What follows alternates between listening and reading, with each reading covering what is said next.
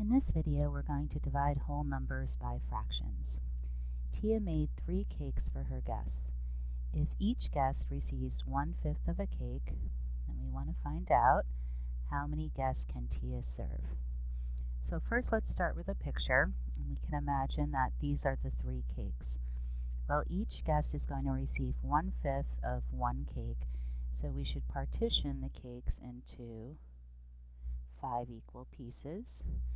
1, 2, 3, 4, 5. So imagine they're equal slices. And 5. So each of the 3 cakes is in fifths. And now each guest will receive 1/5. So let's just count how many fifths there are here.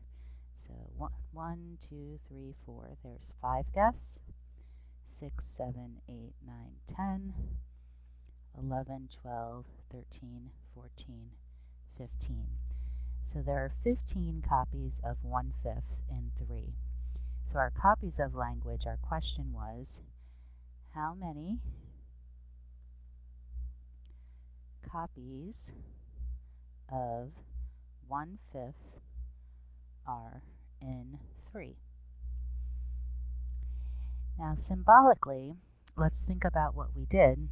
We were officially taking 3 and dividing it by 1/5. We're seeing how many copies of 1/5 are in 3. Notice that this was equivalent to multiplying the 3 by 5. So we cut each of the 3 cakes into 5 pieces, giving us a total of 15. Okay, so we're going to talk more soon about how this occurs and why this occurs, but we can see that it was clearly the case that we multiply the 3 by 5 to get 15 copies of 1/5. So 15 guests is our result. Let's look at the next one. Elaine ran 6 miles this month. If she ran 3/5 of a mile every day she ran, we want to know how many days did Elaine run. Okay. So now let's picture this, and again it's tempting to just start multiplying things, but you want to think about what's going on here. This picture is of a number line. It goes up to 6, and we're talking about miles. Okay. And she ran 3/5 of a mile every day. So we're going to partition the 6 miles into copies of 3/5. Okay. I'm going to use a red pen for this. So 1, 2, 3. This is the first day. 1, 2, 3. 1, 2, 3. 1, 2, 3. 1, 2, 3. 1, 2, 3. And you get the gist. So if every day she ran 3/5, we can partition the 6 miles into groups of 3/5. And notice there's 1, 2, 3, 4, 5, 6, 7, 8, 9, 10. So she ran 10 days. Okay. Now let's use the copies of language and the symbolic representation. So in copies of language, we were asking how many copies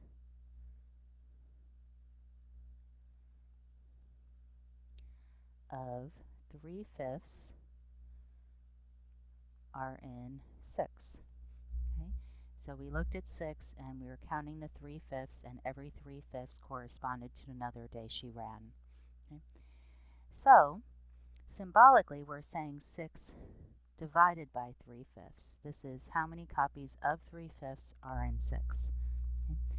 So if we think about how we broke this up, this was written in fifths. Okay.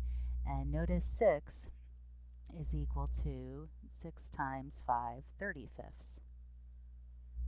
Okay. So we took the 6,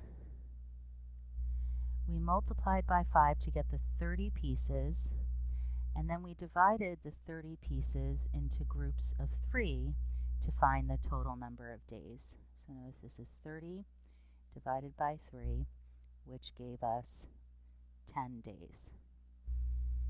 Okay, so hopefully you're starting to see patterns. We're going to keep looking at patterns and connecting it to the idea of the different representations before we come up with our formal process.